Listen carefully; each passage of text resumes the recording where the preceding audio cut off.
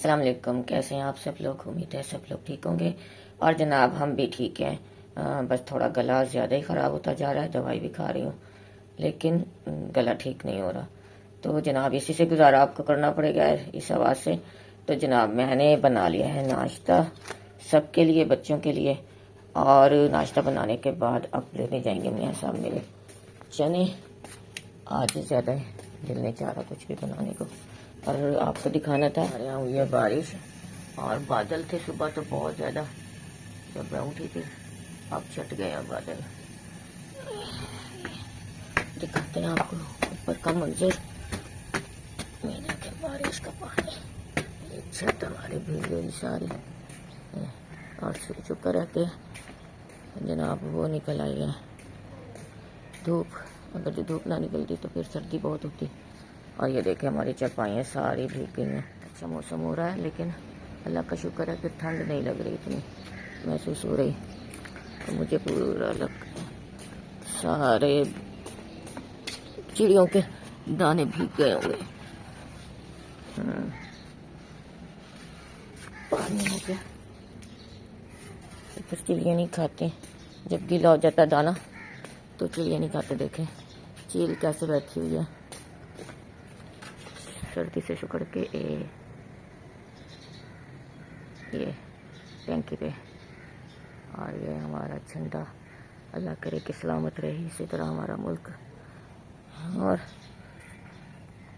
मुल्क चलाने वालों को भी अल्लाह ताला हदायत नसीब करे। लेंगे इसमें मुझे कल याद नहीं रहा कि मैं ला के इसको वो कर दूँ, किसी शॉपर में उठा के डाल दूँ। सुबह के टाइम चिड़िया आती हैं, सारा दिन ही खाती हैं लेकिन सुबह के टाइम ज़्यादा आती हैं चिड़िया। चलें ये मौसम भी दिखा दिया कितना ज़बरदस्त लग रहा है। सूरज निकलते हुए है का मंजरा निकलने का। देखें बादलों के ऊपर जब धूप पड़ रही है, इधर वाइट बादल और इधर सुरमई बादल, कितने खूबसूरत लग रहे हैं। मेरा अल्लाह इतना बड़ा मुसव्विर है, इसने ये दुनिया बनाई है। क्या तारीफ़ करें, इसकी तारीफ़ ही नहीं कर सकते। हमारी औकात ही नहीं है कि मालिक सच्चे की तारीफ़ कर सकें, सना बयान कर सकें उसकी। लेकिन जो कोशिश करते हैं वो अल्लाह ताला कबूल कर ले। जनाब ये देखें कपड़े आज धुले हुए हैं। आज धूप भी पूरी निकली हुई थी तो बाजी ने आज लगाई है मशीन। और ये देखें मंजर। अब आई हूँ छत पर, थोड़ी सी देर में मैं उनको धूप लगवा लें क्योंकि सर्दी बहुत है और तबीयत भी ठीक नहीं है, थोड़ा सा जिस्म खुले। आज की रात इबादत की है आज, और कल का जो रखना चाहे रोज़ा रखे।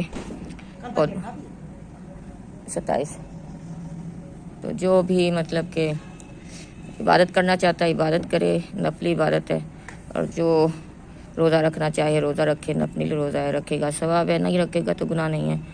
और कल क्या कहते हैं वोट भी होने डलने हैं, कल 8 फरवरी है।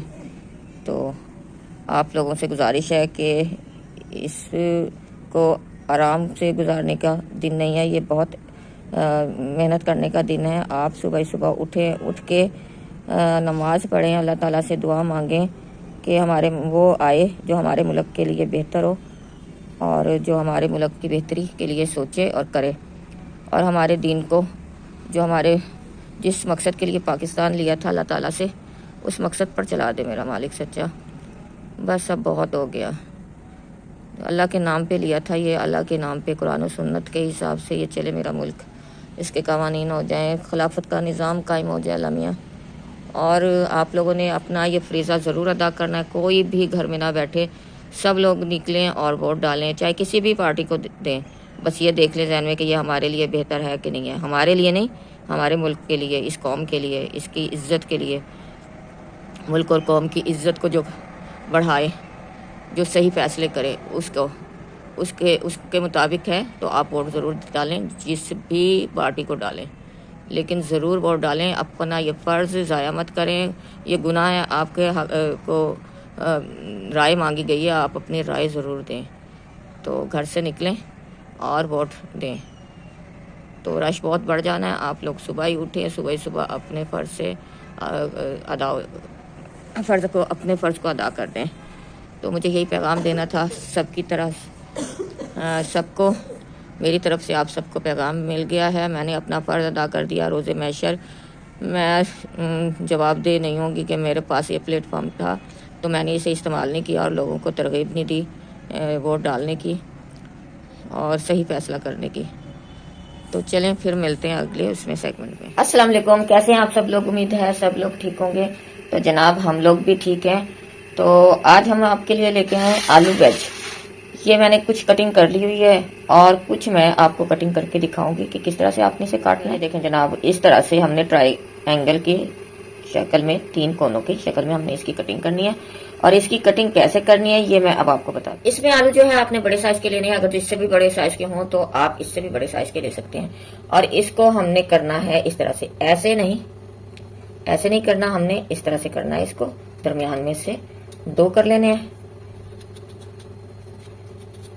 और पहले वाला तो हमने जैसे है वैसे ही काट लेना है, इस तरह से करके। ये देखें, ये ट्रायंगल बन गया। अब हमने ये जो है हिस्सा यहाँ नोक से हमने करना है बिल्कुल ट्रायंगल की तरह से।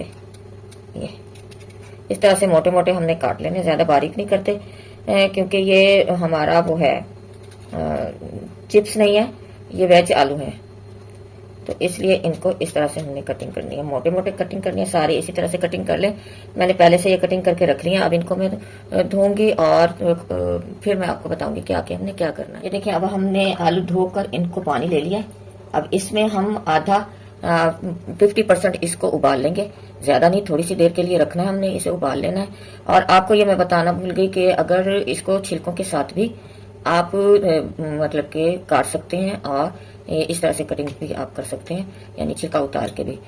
चाहे आप छिलके के साथ करें या छिलका उतार के करें, कटिंग इसी तरह से होनी है। तो आपकी मर्जी के ऊपर है, पसंद के ऊपर है। तो जनाब अब मैं इसको उबाल लूंगी। जब उबाल लेती हूँ तो फिर मैं आपको बताती हूँ। आलू वेज की जो सॉस है साथ, वो भी मैं आपको बनाना सिखाऊंगी जिसके साथ ये खाई जाती है।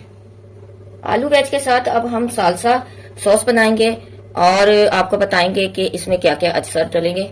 तो चलें आपको बताते हैं। हमें चाहिए एक दरमियानी साइज की प्याज, जिसको हमने बारीक बारीक चॉप कर लिया है। इसी तरह से बारीक बारीक चॉप कर लें। एक दरमियानी साइज का टमाटर और इसी तरह से 2 सिर्फ, अगर जो कच्चियां हैं तो आप ज्यादा ले सकते हैं, अगर जो पक्की है तो सिर्फ 2 हरी मिर्चें लें और इनको भी बारीक बारीक चॉप कर लें। आप ये अब हटा देंगे। अब हम लेके आएंगे दूसरा, इनको हम अलहदा रख देंगे। अब लेके आएंगे हम ये टमाटर।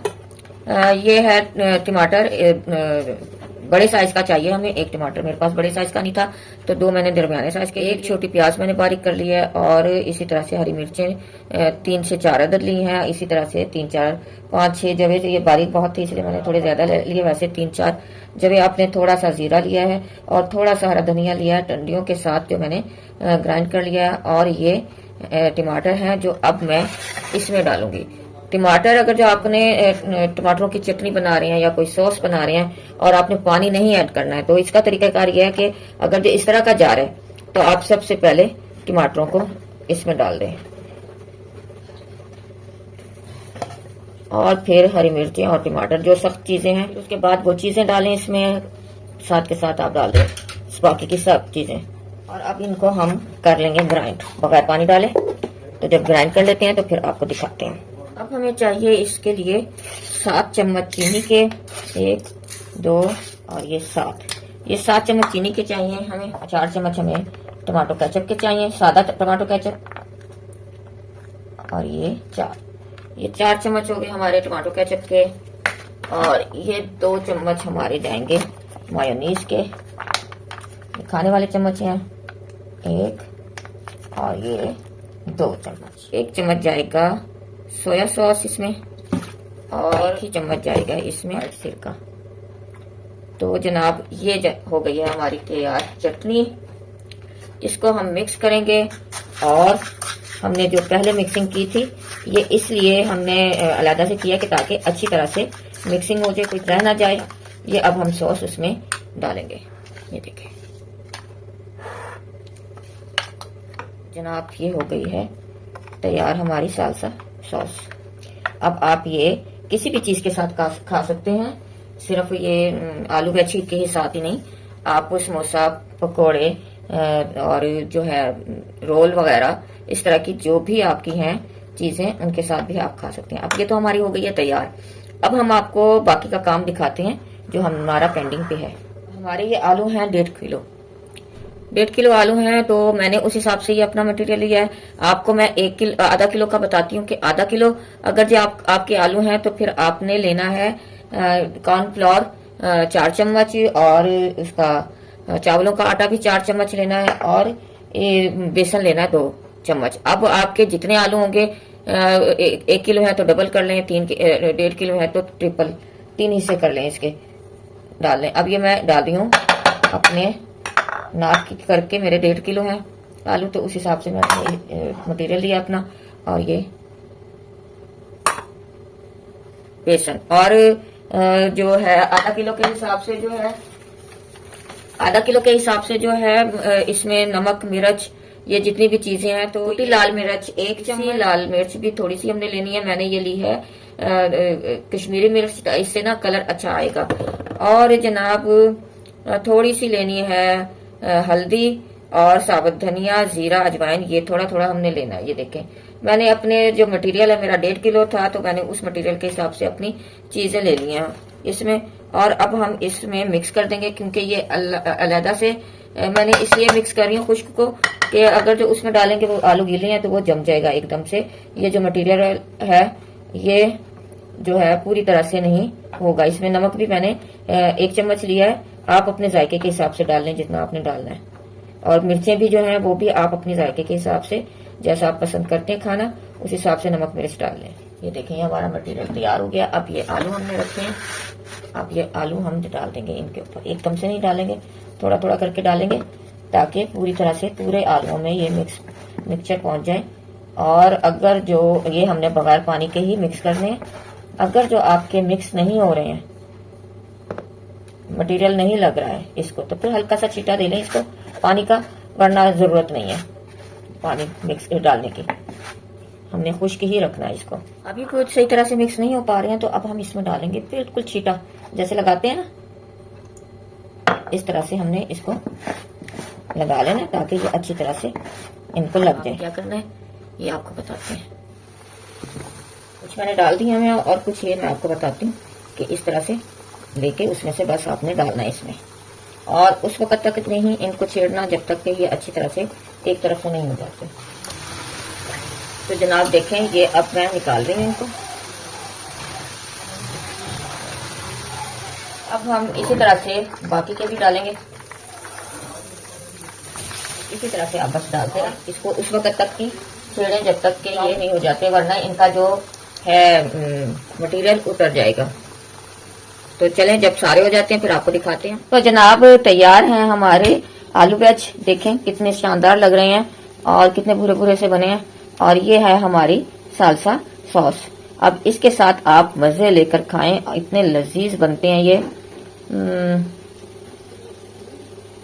बहुत जबरदस्त लग रहे हैं। रमजान में जब आप बनाकर देंगे घर वालों को तो सब आपको दुआएं देंगे कि इतनी जबरदस्त आपने रेसिपी हमें खिलाई है रोजों में, क्योंकि रोजों में सारा दिन आदमी बगैर खाए फिरता है, और फिर अफ्तारी में अच्छी चीजें ना मिलें तो फिर अफसोस होता है, तो पेट भी खाली खाली सा रहता है। जब अच्छी चीजें हो, मजे की चीजें हो, पसंद की चीजें हो, तो थोड़ी ही चीज पे भी पेट भर जाता है।